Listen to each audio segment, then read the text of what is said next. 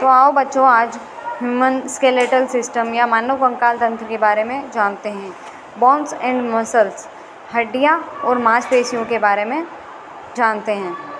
तो शुरुआत करते हैं। सबसे पहले चैनल को सब्सक्राइब करें निकिता रणावत के वीडियो देखने के लिए। शरीर में मौजूद सभी हड्डियाँ और सहायक संरचनाएं जैसे टेंडन, लिगामेंट, कार्टिलेज और अन्य संयोजी ऊतक को सामूहिक रूप से कंकाल प्रणाली कहा जाता है। अब ये यूँ बोल रहा है कि इसका अर्थ ये है कि टेंडन, लिगामेंट, कार्टिलेज जो हड्डियाँ हैं या इनको जोड़ने का जो काम करते हैं संयोजी ऊतक जो होते हैं, उन सबको सामूहिक रूप से कंकाल प्रणाली कहा जाता है। जो जिससे हड्डियाँ जुड़ी होती है, हमारे मांसपेशियों से जुड़ी होती है, वो जो सारा ढांचा है उसको कंकाल प्रणाली कहा जाता है। कंकाल प्रणाली के घटक हड्डियों के अलावा और भी होते हैं जो दूसरा प्रभावी काम करते हैं, जो हमें कंकाल में दिखते नहीं हैं, लेकिन जैसे दो हड्डियां जुड़ी हुई है तो उनके बीच जो ऊतक है वो संयोजी ऊतक है, वो उनका अलग ही कार्य है। तो इनमें जो मेन है वो है फर्स्ट टेंडस। टेंडस जो होती है वो मांसपेशी को हड्डी से जोड़ने वाला संयोजी ऊतक होता है। अब स्नायु बंधन, दो हड्डियों के बीच में जो गैप रहता है उसको जो जोड़ने का काम करता है, वो स्नायु बंधन कहलाता है। तीसरा है उपास्थि। उपास्थि आपने देखा होगा कि घुटने हैं, कोहनी है, जिनके जॉइंट जिनको बोलते हैं ना हम, घुटनों के जो जॉइंट है उनको जोड़ने का काम करती है और उनमें जो घर्षण है उनको रखती है। बहुत सारे लोगों को, बुजुर्ग लोगों को आपने देखा होगा कि घुटनों में जो यूँ बोलते हैं कि हमारे तो ग्रीस ही ख़त्म हो गया, ग्रीस मतलब घर्षण ख़त्म हो गया, तो उनके घुटने ज़्यादा दर्द करते हैं, तो वो उपास्थि के कमज़ोर होने के कारण करते हैं। अब फिर आता है जोड़, एक संरचना जहाँ हड्डियाँ मिलती हैं। जोड़ हुआ जैसे घुटनों का जॉइंट है ना, यहाँ पे हड्डियाँ नीचे के पाँव की और ऊपर जंघा की जो हड्डियाँ हैं वो मिलती है, तो वो जोड़ है जहाँ हड्डियाँ मिलती हैं। अब शरीर में जो कंकाल होते हैं वो दो प्रकार के होते हैं, बाह्य कंकाल और अंतः कंकाल, एक्सोस्केलेटन और इंडोस्केलेटन। तो शरीर की बाहरी सतह पर पाए जाने वाले कंकाल को बाह्य कंकाल कहा जाता है। अब बाह्य कंकाल की उत्पत्ति बाह्य त्वक स्तर से होती है। अब इसका कहने का मतलब यूँ हो रहा है कि शरीर के बाहर का जो ढांचा होता है हमारे, जैसे मान लो कि ये लगभग जानवरों में पाया जाता है। कछुए को आपने देखा होगा, कछुआ जो रहता है उसका जो आंतरिक कंकाल है वो बाह्य कंकाल के अंदर रहता है, मतलब ऊपर की जो उसकी सतह रहती है उसको हम ना तो तोड़ सकते हैं और बहुत ही कठोर होती है, तो इस तरह के ढांचे को बाह्य कंकाल कहा जाता है। जैसे मछलियों में शल्क, कछुओं में ऊपरी कवच, स्तनधारियों में बाल और बाह्य कंकाल के उदाहरण हैं।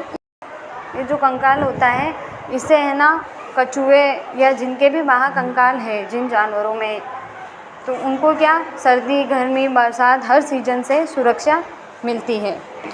इसके विपरीत शरीर के अंदर पाए जाने वाले कंकाल को अंतः कंकाल कहते हैं। इसकी उत्पत्ति भ्रूणीय मीसोडर्म से होती है। अंतः कंकाल सभी केशरुकाओं में पाया जाता है। अंतः कंकाल मनुष्यों में होता है। आपने देखा होगा कि हमारे हड्डियां बाहर की तरफ नहीं होती है, पहले मांसपेशी होती है, मांस जो होता है उसके अंदर हड्डियां पाई जाती है। तो मनुष्य का जो आवरण है या कोई भी जानवर है जैसे गाय है, तो इनके ऊपर पहले मांस पाया जाता है, फिर कंकाल अंदर होता है। तो ये जो है अंतः कंकाल के उदाहरण हैं। केशरुकाओं में अंतः कंकाल ही शरीर का मुख्य ढांचा बनाता है। यह मांसपेशियों से ढका रहता है। संरचनात्मक दृष्टि से अंतः कंकाल दो भागों से बना होता है, एक अस्थि होती है और एक उपास्थि होती है।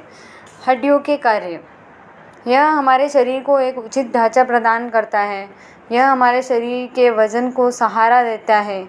टेंडन और लिगामेंट्स के साथ मिलकर हमें चलने फिरने में मदद करता है।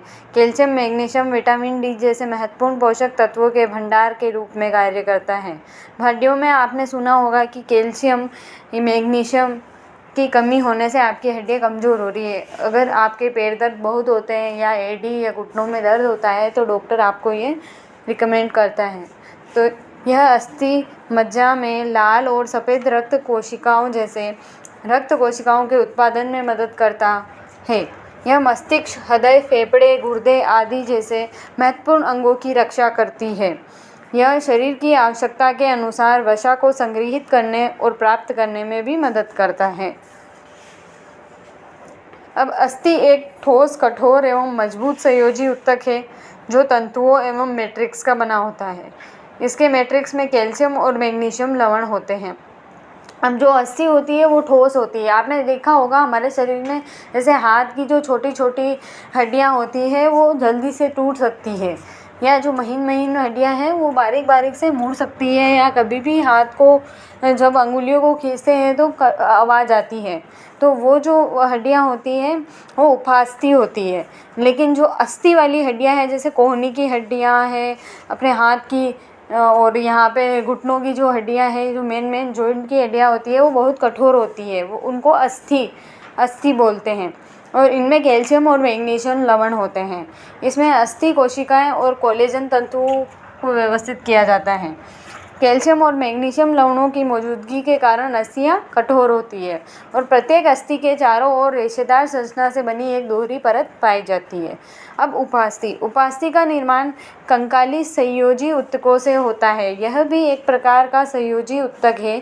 यह अर्ध ठोस, देखो मैंने बोला था ना महीन हड्डियाँ होती है, इसलिए अर्ध ठोस होती है, पारदर्शी होती है, लचीली भी होती है, लेकिन इनमें ग्लाइकोप्रोटीन के मैट्रिक्स से बना होता है। ये हड्डियाँ जो हैं ग्लाइकोप्रोटीन के मैट्रिक्स से बनी होती है। उपास्थि का मैट्रिक्स थोड़ा कड़ा होता है। इसके मैट्रिक्स के बीच खाली जो जगह होती है उनमें अणु होते हैं। अब मांसपेशी तंत्र के बारे में जानते हैं। बोन्स का हो गया है, अब मसल्स के बारे में जानते हैं।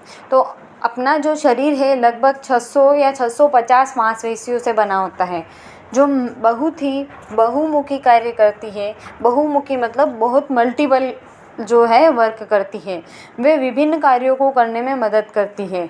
ये सभी मांसपेशियां हमारे शरीर की मांसपेशी प्रणाली को संचालित करती है। मांसपेशियां के जो है उनके प्रकार, मांसपेशियों को उनके कार्य के आधार पर वर्गीकृत किया गया है। अब कंकाल की मांसपेशी क्या है? ये मांसपेशियां स्वैच्छिक नियंत्रण में होती है, जिसका अर्थ है कि आप अपनी इच्छा अनुसार इन मांसपेशियों को हिला और आराम दे सकते हैं। कंकाल की मांसपेशियां आपकी हड्डियों के करीब मौजूद होती है और वे मुद्रा, गति, संतुलन, भार वहन आदि में मदद करती है। इन्हें स्वैच्छिक मांसपेशियां भी कहा जाता है क्योंकि ये स्वैच्छिक नियंत्रण में होती है। अब ये जो कंकाल मांसपेशी होती है इनको हम अपनी स्वेच्छा के अनुसार हिला सकते हैं, नियंत्रण कर सकते हैं। जैसे हाथ जो है, हाथ को आसानी से हम इधर उधर कैसे भी करके या पाँव को ऊपर नीचे करके हिला सकते हैं, लेकिन जो पेट होता है उसको हम एकदम से इधर उधर नहीं हिला सकते हैं। अब मानव शरीर में सबसे लंबी कंकाल की मांसपेशी आपकी जांघ में स्थित होती है। अब जो मांसपेशी है वो मानव शरीर में सबसे लंबी जो कंकाल की मांसपेशी होती है वो जांघ में पाई जाती है। और चिकनी मांसपेशियाँ क्या होती है? अब पहले हमने कंकाल मांसपेशी के बारे में पढ़ा था, अब चिकनी मांसपेशियों के बारे में पढ़ते हैं। इन मांसपेशियों पर अनैच्छिक नियंत्रण होता है, जिसका मतलब है कि आप अपनी इच्छा के अनुसार इन मांसपेशियों को हिला या आराम नहीं दे सकते। ये पेट, गर्भाशय आदि जैसे महत्वपूर्ण अंगों के अंदर मौजूद होते हैं। ये पाचन, उत्सर्जन आदि का काम करती है। इन्हें आंत की मांसपेशियां भी कहा जाता है क्योंकि ये अंगों से संबंधित होती है। अब देख लो, हाथ को, पाँव को, गर्दन को, सर को हम हिला सकते हैं, लेकिन जो ये मांसपेशियां पेट के अंदर होती है इनको हम आंत है अपनी, हम हिला सकते हैं क्या? यकृत है, नहीं हिला सकते। गर्भाशय में हम कुछ भी हलचल नहीं कर सकते हैं। तो ये मांसपेशियां अनियंत्रित भाग में आती है। हृदय की मांसपेशी क्या है? अंगों के नायक हृदय में एक विशेष प्रकार की मांसपेशी होती है जिसका नाम उसके नाम पर रखा गया है। ये मांसपेशियां अनैच्छिक रूप से नियंत्रित होती है और वे हृदय के संकुचन और संलयन में शामिल होती है।